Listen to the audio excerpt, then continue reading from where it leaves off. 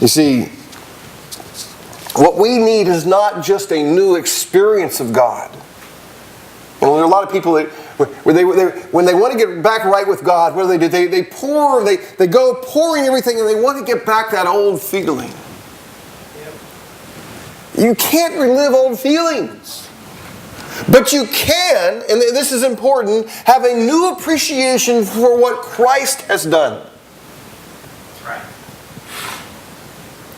It's very typical of people wanting to do that. And so the first thing is what I want you to understand, and I want you to know, is that we need a sense of urgency to do what God commands. It's very simple many times. That we have delayed doing what God has commanded. Look at the life of Jacob in our passage. Where has he been? God had told him to go back to Bethel 10 years ago. And you say, well, how do you know it was 10 years? Well, we know that Dinah was a small child when they left. And then when she was in Sukkot, she was at least of marrying age, right? We know that Jacob was about 7 years old when he probably left Paddan-Aram. And basically soon after this chapter, in chapter 37, when he gets sold into slavery, he was 17 years old. So I'm assuming that it's been about 10 years since they have traveled from Paddan-Aram, where Laban had lived, down to the promised land, down to the land of Canaan, and finally down to Sukkot, and eventually down to Bethel, where we find them in chapter 35. See, I want us to have a sense of urgency. A sense of urgency in obeying the commands of God, unlike Jacob did. See, God came to Jacob and He told him again, arise. God had already told him to do this before, hadn't He? The one thing I am glad about is that God doesn't give up. His promises and purposes are not thwarted in our lives. People ask, can I miss God's plan? And I would say, no, you can't miss God's plan. You can't really miss God's plan for your life. Now, can you miss something that is part of His commands? Yes, you can, because His commands can be resisted, but His purposes can never be resisted. See, God commands us to do certain things, right? And we disobey those commands every day of our life. So you covet. I was at my Toastmaster group today, and the sermon, or not the sermon, I don't know if it was for me or not. The sermon was why one of the members just got married. And she married another she. And so she gave a talk about why homosexual marriage should be legalized. I'm sitting there because I've already given a talk about homosexuality. And so it's an interesting dynamic there that is being played out. So I'm going, what is my next talk? No, just kidding. But because I want to really minister to this lady. I want her to know that I really do care about her. And I realize that she has these affections for this other lady, but we have to realize that sin is still sin. And that she can live her whole life feeling good about herself, but ultimately she has done the same thing that Jacob has done. She has built a kingdom that is rivaling the kingdom of God's. Isn't that right? That's right. Yes. And Jacob had done so, but God's love for His people is great. He continually speaks to you even when you have rebelled. He continually comes and he speaks to you, and he talks about these things, and he comes to him and says, listen, arise, go up to Bethel and dwell there and make your altar to the God who appeared to you when you fled your brother Esau. So Jacob said to us, this is verse 2, to his household and to all who are with him, put away your foreign gods. Now, that's a very important point. Because we can come and we can sit through and we can read the Word of God all the time. We have in our own hearts idols. See, God does not want to share His throne. Right.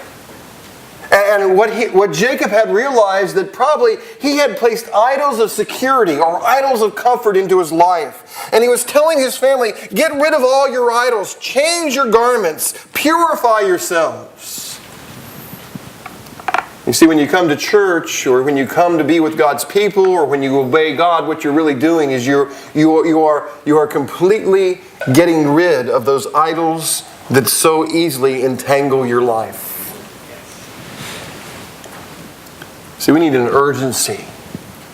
If we're going to be renewed in our spiritual walk, we have to have an urgency to obey what God has commanded us already to do.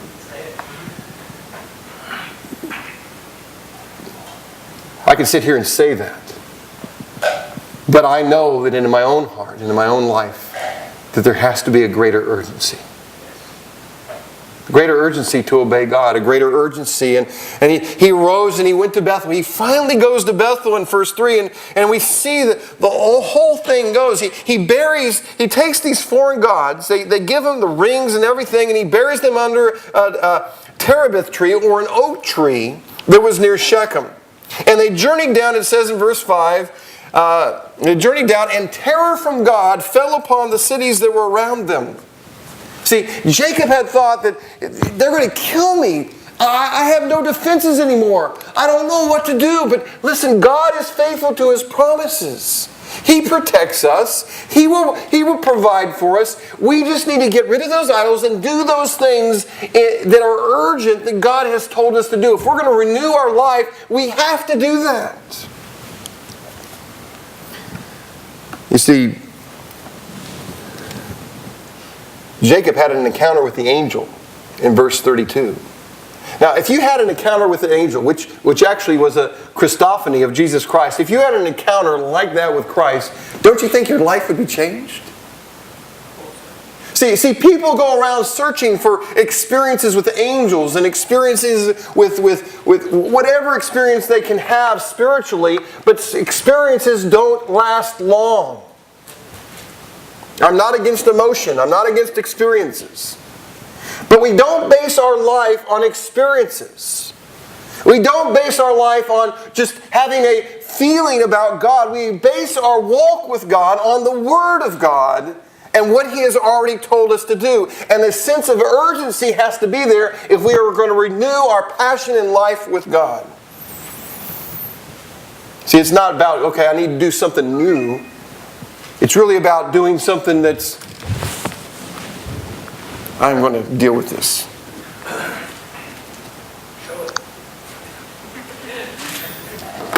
There. So that was urgent for me. But we have to be able to do this.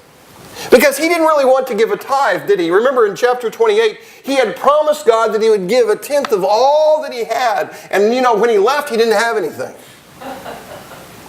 And when you don't have stuff, it's easy to give 1/10, right?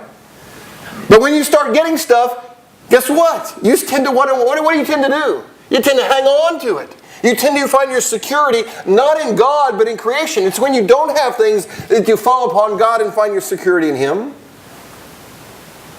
It is hard for a rich man to enter the kingdom of heaven for that reason.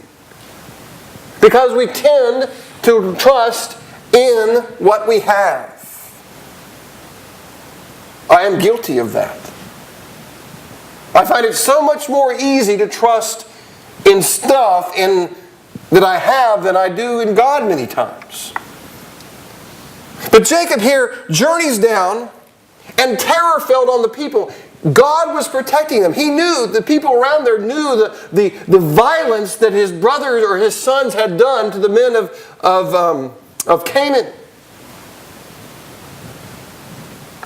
And God can use tragedies in people's lives to increase the urgency to obey God, can't they?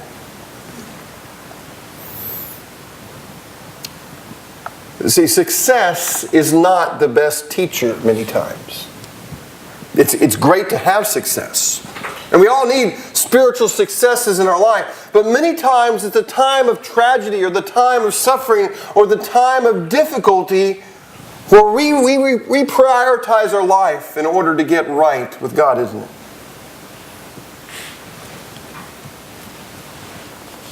Jacob had times of difficulty. He was scared now. He was scared for his life, and basically when he left, he probably was thinking, oh, the only other place I can turn to is God, and God met him. You know, every good team, sports-wise or any team, knows what it's like to improve after a loss. In fact, if you are invincible, and back in the 1980s in Texas, many oil companies thought that they were invincible. Stock prices are going up. The management of all the oil companies were just going, yes, this is great. But it wasn't 3 years before the bottom fell out of the oil business. My dad, who had worked 28 years for one company, lost his job. The company was taken over. And those who had thought they were bulletproof had lost all their security.